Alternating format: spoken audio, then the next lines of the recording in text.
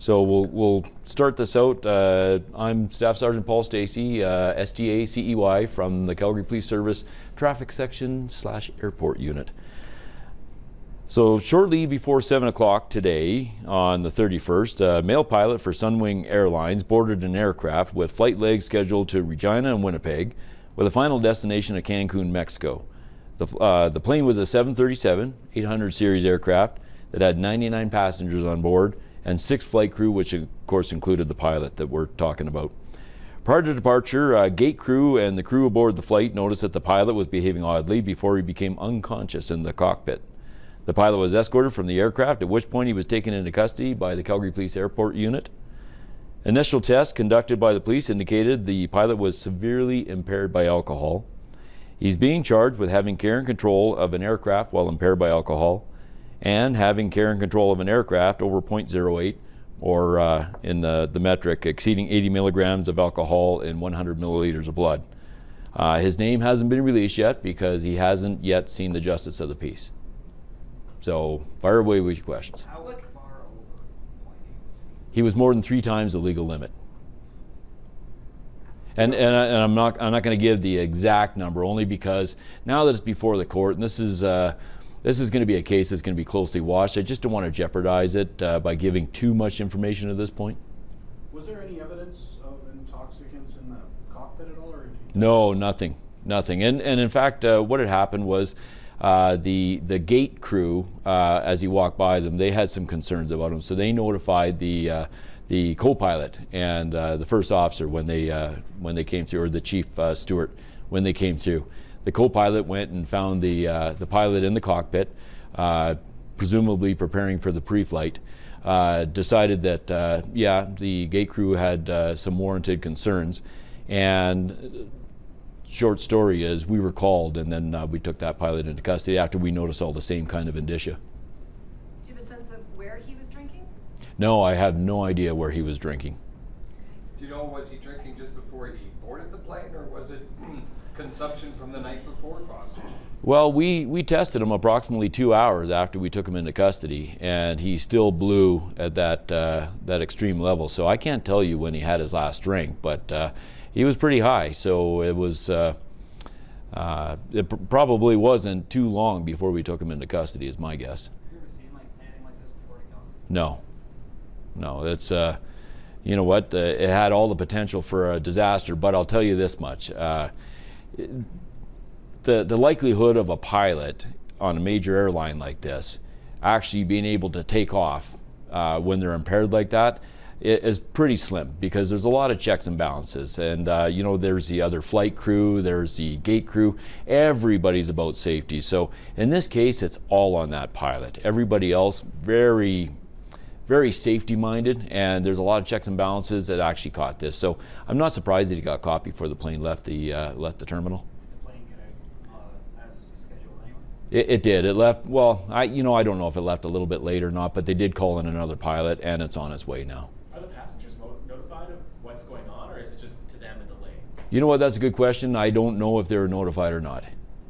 What were the indications? So when he walked Yeah. into the gate crew and in there, was he slurring? Was he stumbling? Can you give us a sense of what the red flags were? Well, I mean, he was showing, and again, I don't want to get too much into the details, but he was showing signs of impairment, enough so that the gate crew were concerned, and then they found him actually slumped over in the seat, in the pilot seat. He was the captain of the airline, so Who found him? the co-pilot. Just for my own curiosity, say the pilot's a guy your size. Yeah. How many drinks would you need to put in before you lose 0.24? Well, that's a good question, because there's so many factors that come into the absorption of the alcohol into your bloodstream. It depends how quickly he was drinking, the volume, what he had in his stomach, for the absorption piece, because you're eliminating alcohol as fast as you're absorbing it. So it's really hard to say. It's a lot. Let's put it that way. To be more than 3 times the legal limit, that's a lot of booze. Can you speak to the charges? I mean, obviously, Yeah. if he happened to be flying with 99 plus people Yeah. aboard this plane, he was putting all their lives in serious jeopardy. There's no question. Now, I'll tell you, for our part, the standard charge is impaired having care and control of the aircraft. That's the same as having care and control of a motor vehicle. Now, as far as the courts are concerned, they may look at this as a severely aggravating factor, the fact that it was a major airline with 99 passengers on board. I mean, that's up to the courts to decide that piece. There won't be any further charges? Possibly, but not by us. Transport Canada has been notified of this, and they're conducting their own investigation with civil aviation. My understanding is there's potential for a number of other charges within their jurisdiction. Do you know what those charges might be? I don't yet. I mean, it depends on their investigation and what they feel that they can prove. So, but I fully expect that there will be additional charges. After a month of enhanced check stops, it sort of just adds another level of absurdity, doesn't it? Well, you know what? This is a new one. I mean, we're always talking about impaired driving with the motor vehicles. This is a new one, and obviously this one had a very significant potential to cause great harm had the pilot actually been allowed to fly this plane. But like I said, we've had great cooperation from Sunwing Airlines and from Transport Canada and from the Airport Authority. There's just so many checks and balances. It just doesn't surprise me that he got caught before this plane was able to leave the gate.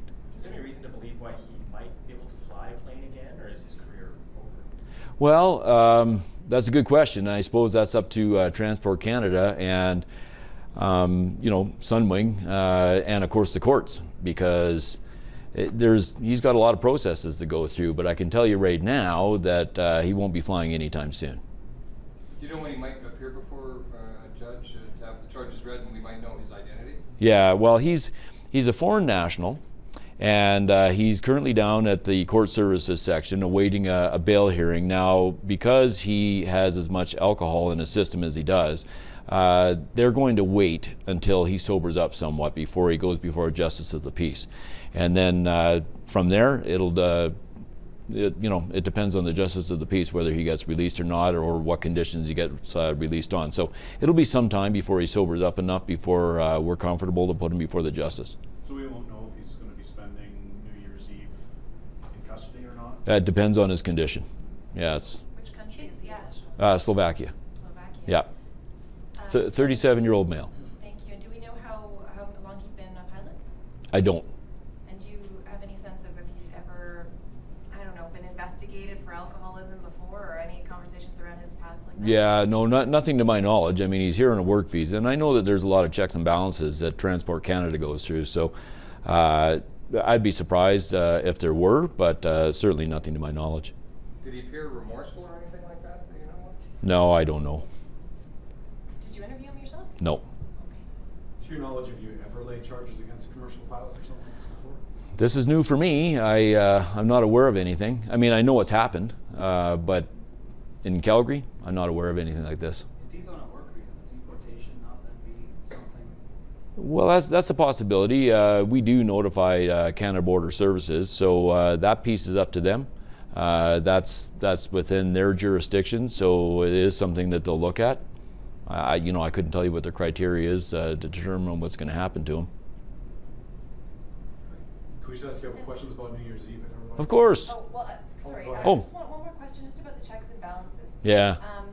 Right? And so you're saying the crew, like it sounds like they were at the gate maybe when you're passing, you're close to the plane at that point when they're seeing that he's showing Yeah. signs of impairment. Yeah. Is there, what do we know about what there is before that? Should there not be, like, I don't know if you even know, but what are the other checks and balances you're aware of that should have caught it earlier? It seems like he got awfully far along. Yeah. He couldn't have gotten into the cockpit at all. Well, hey, when you're a commercial pilot like that, you're a professional.